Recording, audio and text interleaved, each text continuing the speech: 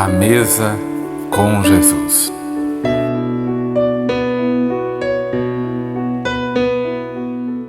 No domingo, após a morte de Jesus, 2 discípulos caminham tristes a caminho de um povoado chamado Emaús, a 11 quilômetros de Jerusalém. Eles estavam conversando sobre tudo o que havia acontecido com Jesus naqueles últimos dias. Então aparece um homem, que era o próprio Jesus, e eles, sem reconhecê-lo, começam a conversar com ele. Jesus pergunta a eles o porquê deles estarem tristes e sobre o que eles estavam conversando. E eles, abismados, perguntam a Jesus: mas de onde você é que você não está sabendo tudo o que aconteceu aqui em Jerusalém? Você não ouviu o que aconteceu com Jesus? Ele foi um homem maravilhoso e acabou desse jeito. E a gente tinha esperança de que ele mudasse a história de Jerusalém, que ele fosse, o novo líder, o novo rei. E acabou que ele morreu. Então, naquela conversa, eles abrindo o coração para esse homem, aquele homem começou a explicar a eles que tudo isso realmente havia de acontecer, que tudo isso já havia sido falado pelos profetas no Antigo Testamento. E usando desde da palavra de Moisés até outros profetas no Antigo Testamento, Jesus explica para eles todas as vezes que Deus avisou, e deu essas profecias de que isso iria e deveria acontecer para o bem de todo o mundo.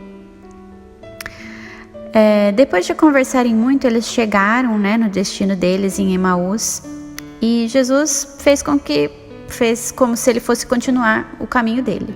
E aqueles 2 discípulos, por estar já anoitecendo, convidaram ele para ficar. Falaram, fica com a gente, já está escurecendo, é melhor você ficar aqui com a gente hoje, essa noite. E Jesus concordou e ficou com eles. Agora façamos a leitura da palavra, que está em Lucas 24, de 28 a 35. Ao se aproximarem do povoado para o qual estavam indo, Jesus fez como quem ia mais adiante. Mas eles insistiam muito com ele: fique conosco, pois a noite já vem, o dia já está quase findando. Então ele entrou para ficar com eles.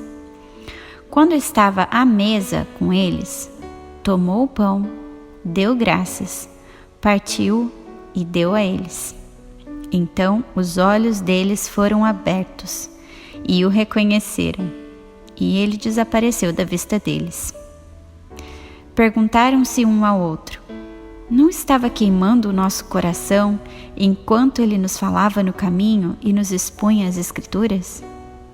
Levantaram-se e voltaram imediatamente para Jerusalém. Ali encontraram os 11 e os que estavam com eles reunidos, que diziam: é verdade, o Senhor ressuscitou e apareceu a Simão. Então os 2 contaram o que tinha acontecido no caminho e como Jesus fora reconhecido por eles quando partia o pão. Jesus usou o momento da partilha do pão para se revelar aos discípulos. Ele já havia plantado aquela semente, ele já havia falado a eles tudo sobre ele, tudo sobre o Pai, tudo sobre o reino. Ele usou somente aquele momento num simples partir do pão para fazer com que eles enxergassem novamente quem ele era. Da mesma forma, ao partilharmos o pão, ou seja, ao partilharmos o que nós temos, seja material, ou seja o nosso testemunho de vida, as nossas experiências com Jesus, outras pessoas são permitidas enxergar Jesus em nós, nessa partilha do pão. Talvez alguma semente já tenha sido plantada lá dentro. Talvez eles precisem só de um momento especial, uma partilha, para que Jesus se revele. E ao partilharmos o que nós temos de experiência com Jesus, ou até mesmo as nossas coisas, ele se faz presente ali e abre os olhos de outras pessoas. Mesmo sem ter reconhecido Jesus antes naquele caminho, os discípulos sentiam que ardia o coração deles quando Jesus falava sobre as Escrituras. A gente precisa falar mais da palavra no nosso dia a dia. Fazer dela um alimento diário, que vai ser não só o nosso sustento, o nosso abastecimento, mas como também vai ser alimento para outras pessoas. Que o Espírito Santo nos conduza e nos ajude nos nossos afazeres diários para que a gente possa aproveitar toda a oportunidade que nos for dada de partilhar a palavra com os nossos filhos, com os nossos familiares, um amigo ou um colega de trabalho. E ainda que eles não reconheçam Jesus, eles vão sentir essa chama ardendo no coração deles, porque é assim que o Espírito Santo age.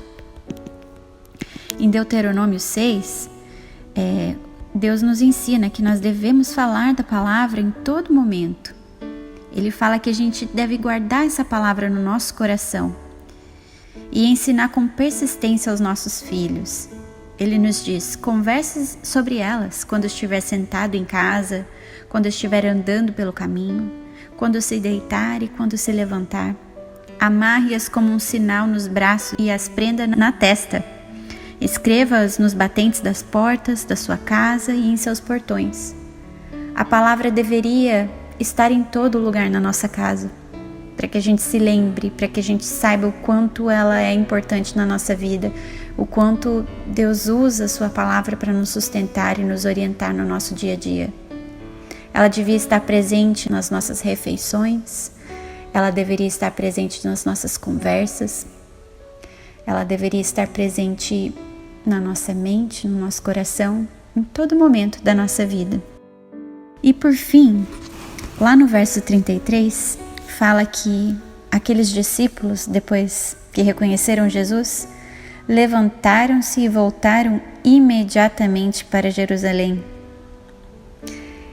Imagina o senso de urgência que eles não estavam sentindo, né? Para se levantar depois de uma caminhada de 11 quilômetros de Jerusalém até Emaús e voltarem todo o caminho só para contar para todo mundo que eles viram Jesus, que eles reconheceram Jesus, que Jesus estava vivo. Essas boas novas precisam ser compartilhadas.